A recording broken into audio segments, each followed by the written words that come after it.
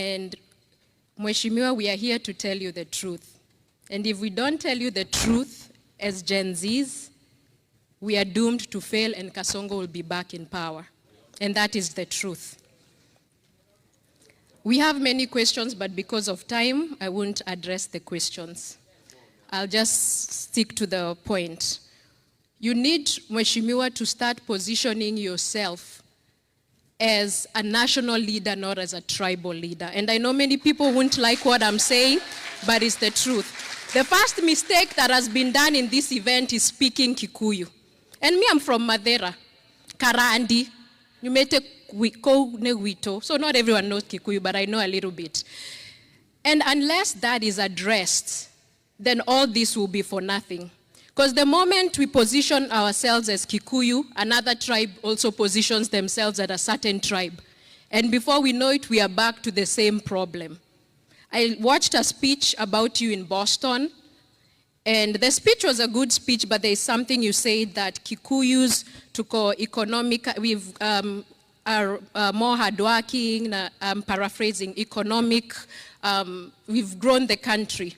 But we have done that because we are a beneficiary of the system of Jomo Kenyatta. We cannot say that there are other people from other tribes who are not hardworking. They are. It's just like the whites here. We have that sense of entitlement as Kikuyus, and it has to stop. And if I don't say that, I will not be telling Mheshimiwa the truth. We want Kasongo to go, but we have to say the truth. And what else? Right now, I can't think of any other thing because we are still waiting for the program, but thank you so much. Thank you. We are going to have time to ask questions. That is why I'm going to rush. I'm also not going to say much because I know all of you here came to hear His Excellency speak, and also you have a lot of questions to ask. Sindio? So we'll give you guys time. Your Excellency, the people that you see here, and majority of the Americans here, most of them came here in the 90s.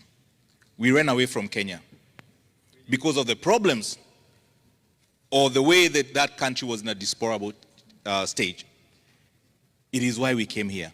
During the Moi era, there was the biggest migration. During the Kibaki, it slowed down a little bit. Uhuru slowed down a little bit. Now, they can't even come here because the embassy has blocked a lot of the visas.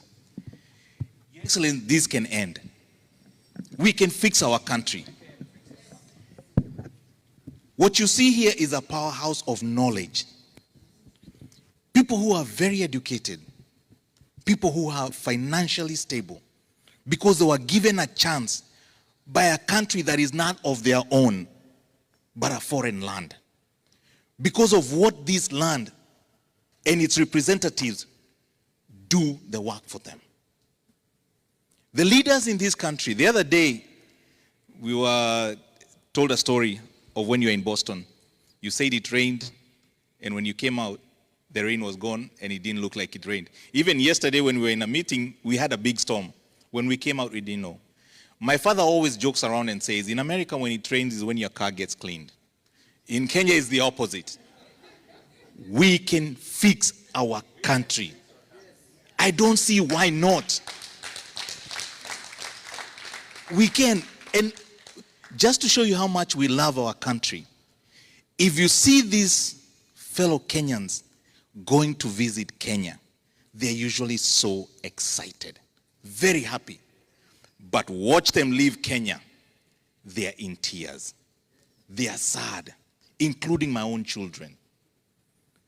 Because Kenya is a good place, is a good country. It's just that the leaders are just whatever we have. I don't call them leaders. I don't know what we have. But anyway, we are glad, Your Excellency, you're on our side. Sometimes, and I'm sorry to say this, I'm grateful that you're no longer on that side. Because imagine if you are not on our side, you're still on that side. Nababa alimezwa. Surely speaking, where would we be right now? See, we would have given up. It would have been hell in our country. So, Your Excellency, all of us are supporting you. We are supporting that movement of change.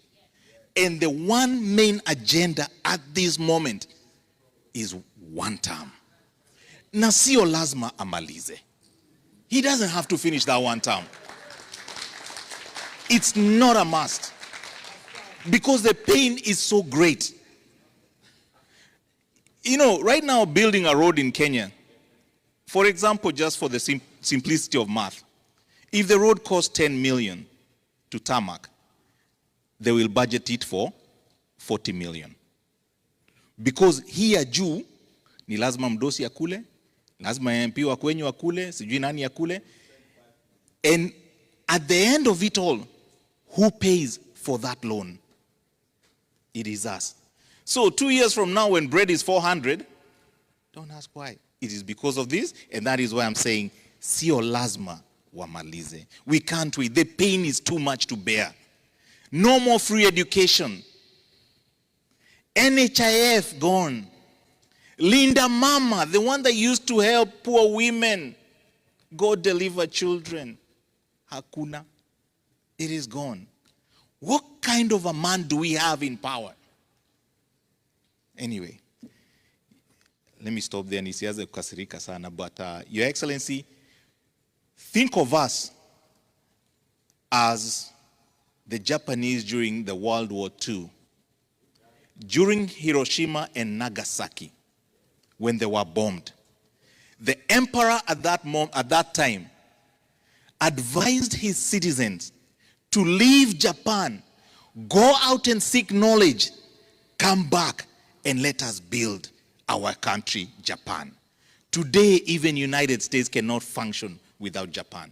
Today, the best car in the world is Japanese. Your Honor, this is the knowledge that emperor was talking about. Let us open doors for these Kenyans here to go back home, join our brothers and sisters that are back home, and let us build that nation. Amaje namna gani, si ndio?